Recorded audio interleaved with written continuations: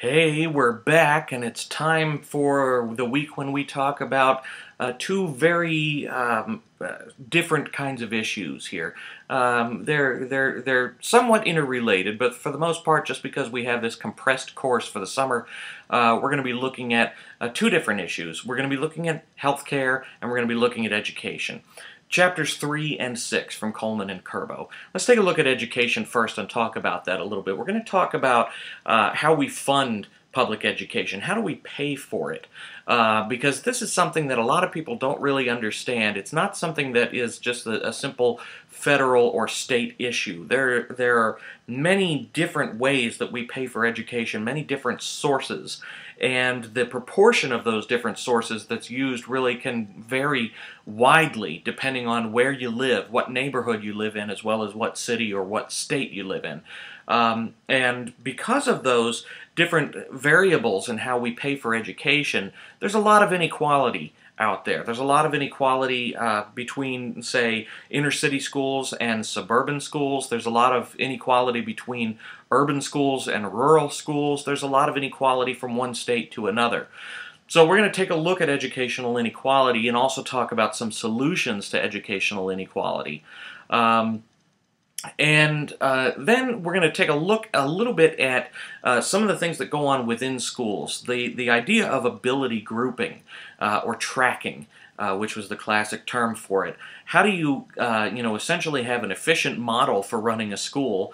The efficient model is to put students with the same basic abilities and skills into the same groups. But what does that do when you've got your quote-unquote smart kids over here all in one group and your quote-unquote slow kids or kids who are struggling over here and then some group in the middle? And, what does that mean? Is that inequality? And if it is inequality, what are some solutions to it that can also be fair for all of those groups that are involved? We'll take a look at desegregation as well and look at sort of the history of that. Brown versus the Board of Education of Topeka, Kansas, 1954. That was the case that said that separate was not equal. This concept of separate but equal was something that was basically against the law, according to the Supreme Court. And so we'll take a look at desegregation, the history, busing, how that has changed over the years. Have schools become less segregated? Have they not become less segregated? And is desegregation a battle that we can even fight anymore? A number of states have given up on this. And so we'll take a look at some of that and some of the more recent policy changes around desegregation as well. Then we're going to switch gears and talk about healthcare a little bit. And as opposed to just saying, okay, let's take a look at the current healthcare debate, which we're going to talk about a little bit, we're going to broaden this a little bit more and talk about, first of all, what does it mean to be healthy?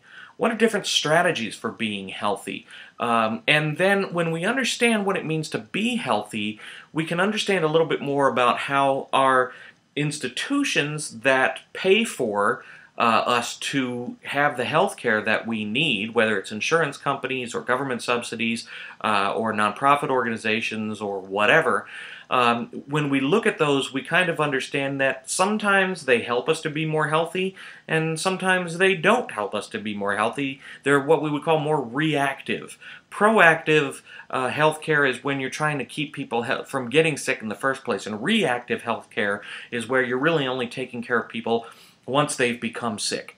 And it can be a lot more expensive that way. So we're going to take a look at that and how that model has become institutionalized over the last several decades. We'll look at spending on healthcare and how that has changed over time, and whether or not that is in proportion to inflation or if it's greater than inflation. And here's a hint: it's greater than inflation, in case you haven't noticed that or heard about that in the media somewhere.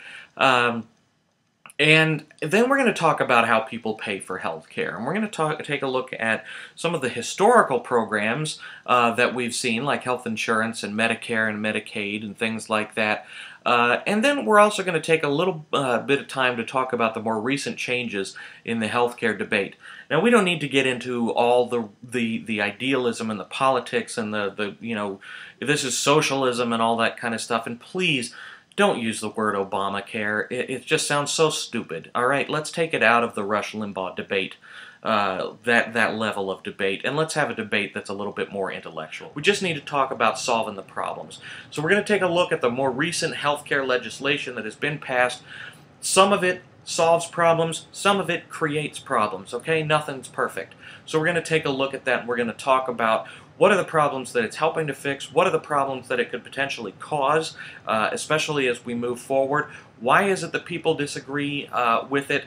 Let's talk about disagreements in terms of logic and in terms of science and in terms of statistics. Let's not talk about disagreements in terms of, I just don't like it because I don't like that person or that group or what they have to say. Okay? So get all of that stuff out of your mind. Let's stay focused on what the real issues are in this debate. So that's all I have to say. I'll get off my soapbox now, but that's what I have for this week. Remember, we do have a quiz, and then I'll see you in the discussion forum.